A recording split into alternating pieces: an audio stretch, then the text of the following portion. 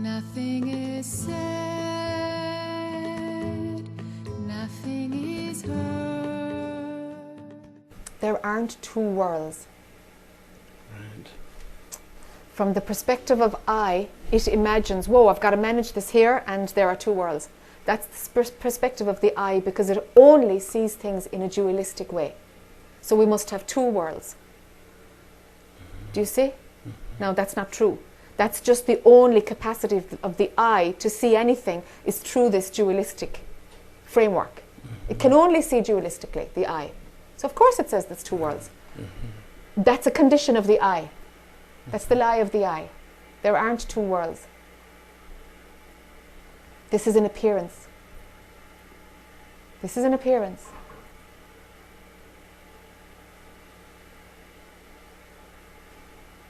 The other one is real. It's real, it's unchanging, it's totally solid. It's infinite, beyond infinite. It's the essence of freedom and the essence of love and the essence of beauty. It is pure knowledge itself. It can't know anything because it's pure knowledge, it's pure love. It's God, it's the absolute, and it's what you are. And you can't get away from it. It's there all the time. But the I is a bloody good distraction.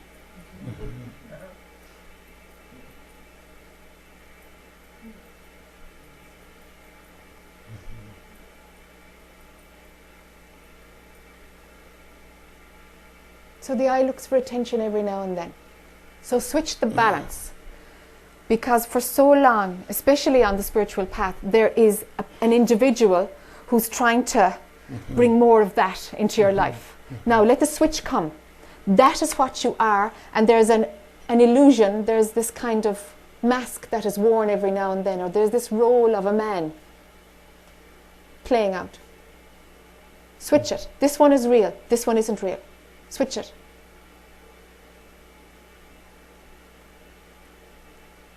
Let your attention stay on what's real.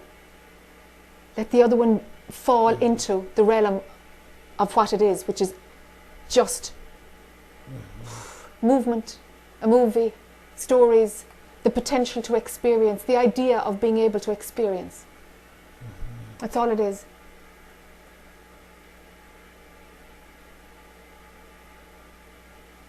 So the experiencer tries to work it out, but that's just happening in the movie. It doesn't need to work it out because that's part of what it does. That's part of what makes the I function. That's just its program. Keep your attention on what's real, and somehow the rest will just align itself.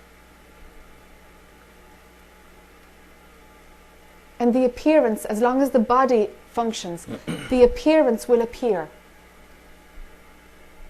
but always just as an appearance.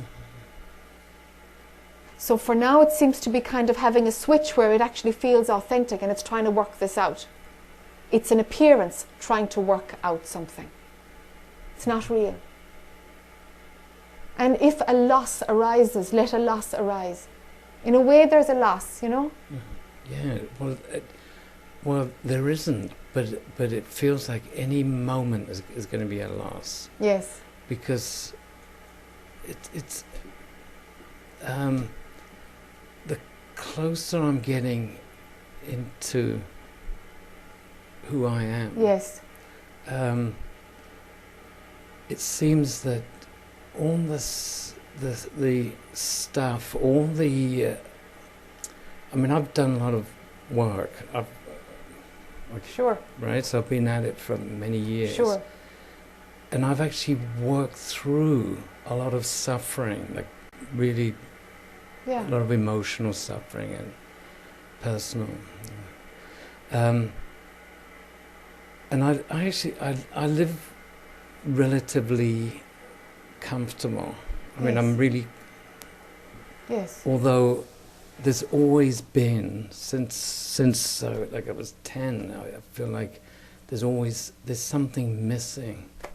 Something really deep that's missing. Yes.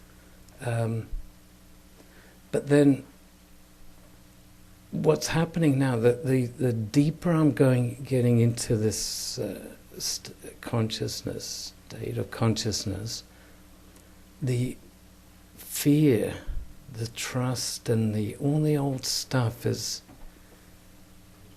coming up. Yes. You know, and but as the observer, it's not making any sense, because I can't. I feel like I've done so much in my life, and yet I feel almost paralyzed now. Yes. Because I'm afraid of this. You know, I'm afraid that, well, even like coming here, that it meant that I had to cancel this, cancel that, and that was like ridiculously painful, Mm-hmm. right? Mm-hmm. But more so than ever, it was just like I can't, right? And it feels so painful, and yet, as the observer, it's like I don't even care. Yes. And yet I do. Like, Yes.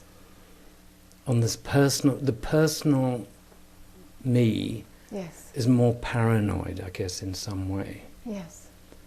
And yet that's not making any sense, because there's this freedom in here. Yes. So that's why I described it like two different worlds. Yes. Yes. But the nature of the I is to be lacking in some way, Mm-hmm. because it runs separation. So it will always have that feeling of lacking something. Mm-hmm. Its death is the freedom. But it can't enjoy the freedom because it's dead. Do you see? There's a paradox in it. Mm-hmm. That's just how it works.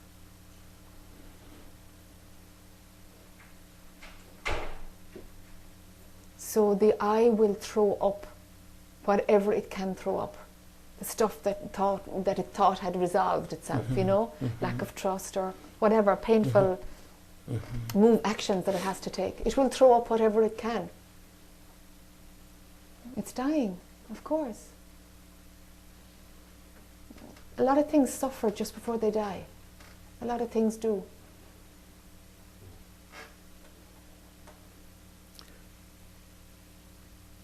Okay, so how to, that's what I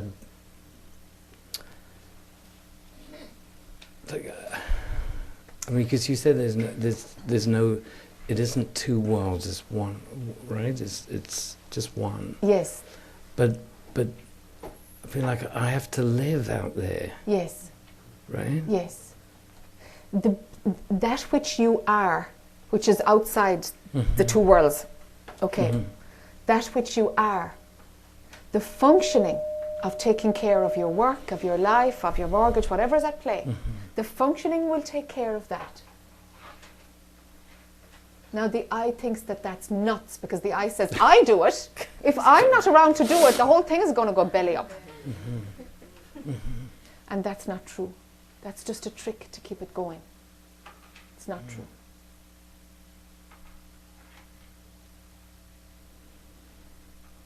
The functioning will take care of itself.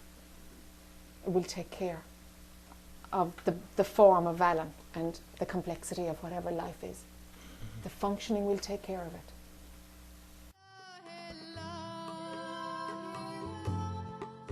And the heart is dancing with the master.